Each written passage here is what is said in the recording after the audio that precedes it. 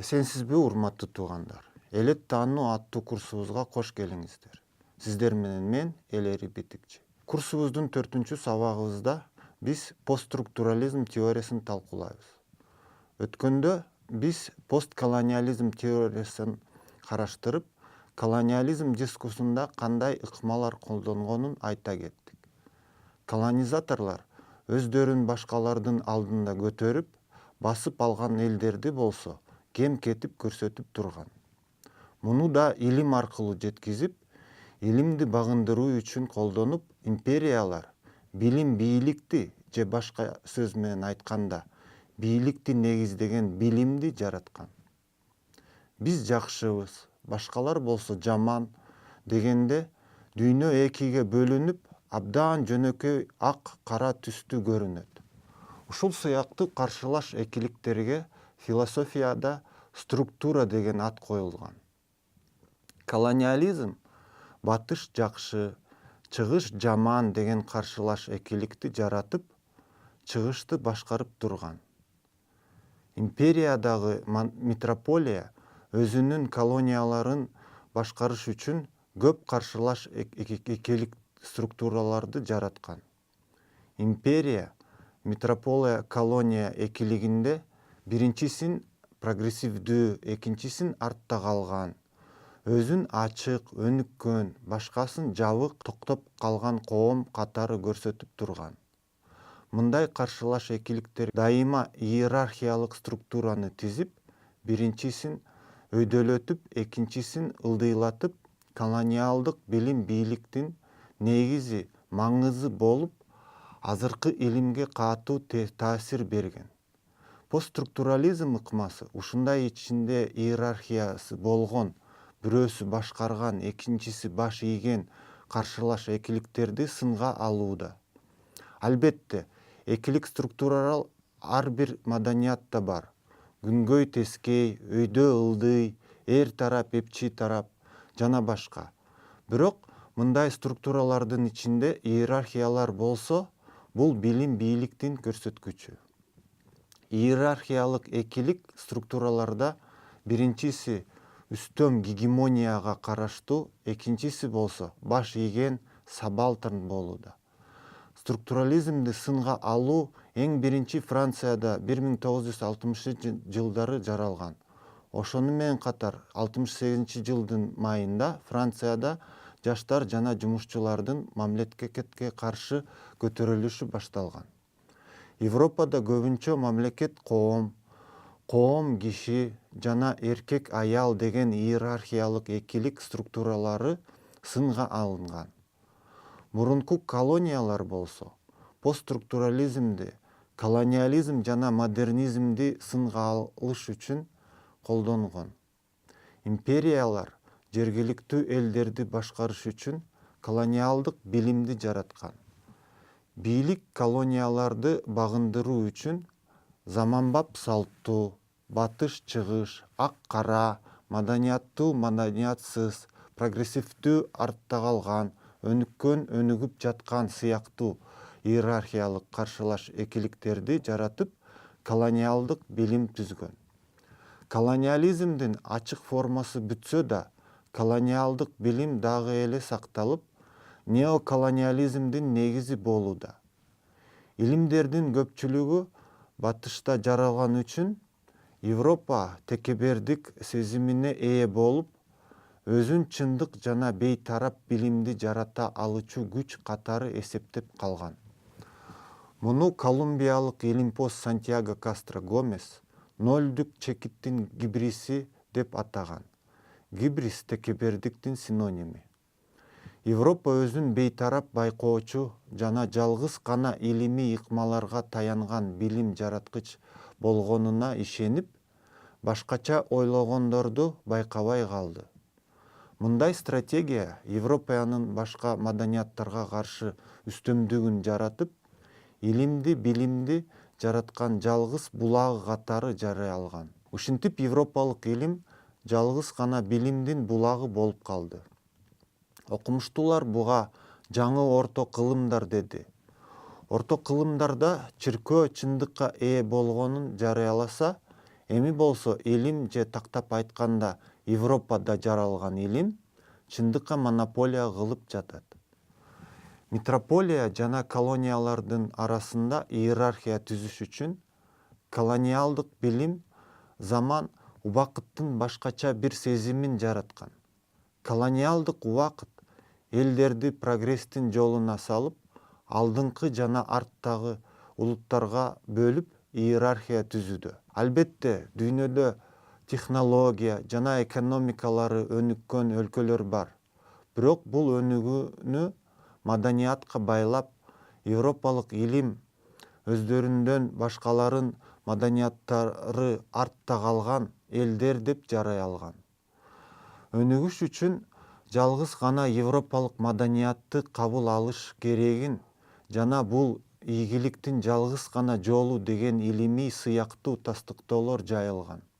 Мисалы, 20-кылымдын башында белгилүү германиялык социолог Макс Вебер капитализмдин жаралышын протестант этикасына байланыштырып, конфуцийчилик базар экономикасына жарабаганын да айтып кеткен. Бүгүн болсо конфуцийчилик туткан Кытай, Тайвань жана Сингапур дүйнөнүн экономикасында азиялык жолборстор деген наамга жетти. Эми болсо Макс Веберди шылдыңдаган конфуцийчилик жана капитализм деген макалалар чыгууда. Структурализм биз жана башкалар экиликти жаратып, башкаларга клише стигмаларды чаптап турат. Биз менен башкалар же биз жана алар деген эмне? Бул философия жана психологиядан алынган терминдер. Адамзат бөлүнгөндө өнөр кылып алган. Раса, дин, маданият, тил, класс, жашаган жери, музыка жана башка факторлор кишилердин топторго бөлүнгөнгө шарт түзөт. Ар бир топ өзүн биз деп, башка топторду башкалар деп атайт. Башкалар дайыма бирдей көрүнөт. Биз болсо ар кандайбыз, түрдүүбүз, ар бирөөбүз уникалдуубуз деген ой чыгат. Башкалар жаман, биз жакшыбыз. Башкалар туура эмес жолдо баратканын дайыма байкайбыз. Биз болсо кээде ката кылсак да тандаган багытыбыз туура деп эсептейбиз.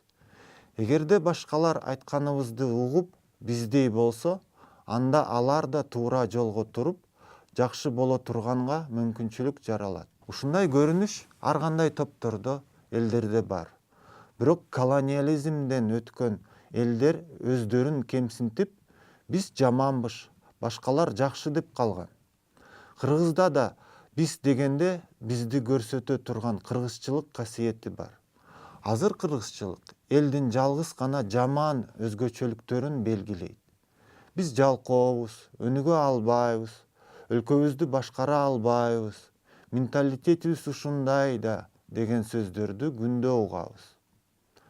Ар бир киши, ар бир эл өзүн колдон келишинче мактаганды жакшы көрөт. Ар бир элдин өкүлү өз элин меймандоос, айкөл, адилеттүү катары көрсөтөт. Анан кандайча азыр элибиз өзүн жамандап калды. Колониализм убагында биз жакшыбыз, башкалар жаман деген түшүнүк илим тармагына тараган. Бул концепция европалыктарды өнүккөн, акылдуу, калган дүйнөнү баарына үйрөткөн, жакшылыктын борбору катары көрсөтүп турган. Көчмөндөр да ушуга окшогон башкалар категориясына кирген. Тарыхта көчмөндөр дайыма бири-бири менен согушуп, өзүн башкара албаган, жалкоо, шаарларды же эгинчилиги жок, маданиятсыз коом катары көрсөтүлгөн. Европалык тарыхчыларды окуп көрсө, көчмөндөрдү мындай абалдан куткарыш үчүн империялар өз чек араларын кеңейткенге аргасыз болуп, улуу талаага келген.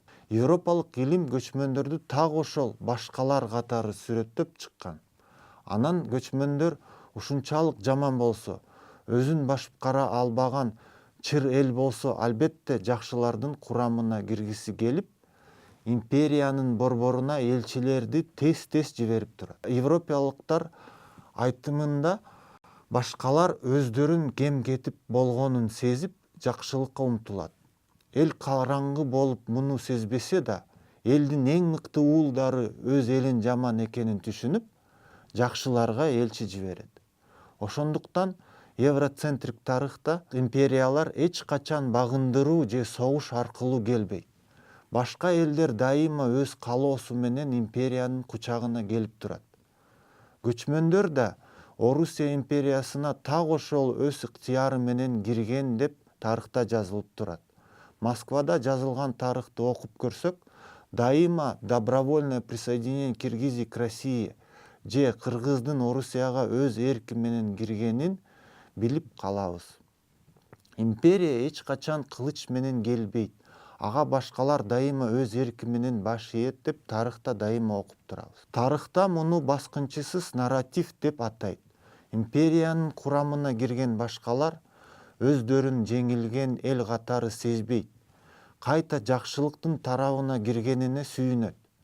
Бизде дагы эле советтик доор эң бактылуу, ток, бейкапар доор катары эсептелет. Советтик режим миллиондогон күнөөсүз кишини өлтүргөнү менен эч кимдин иши жок болуп калып атат. Советтик пропаганда Британия же Франциянын колониалдык идеологиясынан үлгү алып, окшош ыкмаларды колдонгон. Пропаганда иерархиялык экиликтин негизинде курулуп, жаман жакшы, прогресс салт, жаңы эски, отурукташкан көчмөн сыяктуу экиликтерди колдончу. Бул ыкмада жалгыз гана өз жакшылыгын көрсөтүү менен чектелбей, башканын да жамандыгын айрыкча белгилечү. Европалык же советтик маданиятты прогрессивдүү деп атап, башка маданияттарды салттуу, демек артта калган, артка тарткан маданияттарга кошкон. Европалык маданиятка кошулбагандарды, опера, балетке көнбөгөндөрдү маданиятсыз киши деп жамандачу. Ушинтип жергиликтүү калктардын маданияты акырындап четке сүрүлүп, жок болууга аз калган. Союз жоюлганда мурунку советтик республикаларда маданий кайра жарылуу кыймылы башталган. Бирок бул жүрүм кайта эле эски колониалдык доорунан калган салыштырманын иерархиялык экиликтин ичинде болууда. Эми кыргыз салттуу маданият жакшы, батыштыкы болсо жаман деп эсептеп калды. Салттуу маданият коомду туура жолго сала турган бир күч болсо, батыш маданияты коомду, үй бүлөнү, мамлекетти талкалай турган бир жамандык болуп эсептелип калды. Мындай абал коомубузга эч кандай бир жаңы түшүнүктөрдү алып келбеди. Бул эски эле иерархиялык экиликтин оодарылган колдонусу. Демек, колониалдык ой жүгүртүүдөн кача албай, империя колдонгон ыкмаларды өзүбүз колдонуп баштадык. Өзүбүздү жакшы, башканы жаман деп баалаган коом өнүгүп өзгөрө албайт, башкалардан да керектүү нерселерди үйрөнө албайт. Постструктурализм теориясы мындай абалды сындап, деконструкция ыкмасын сунуштайт.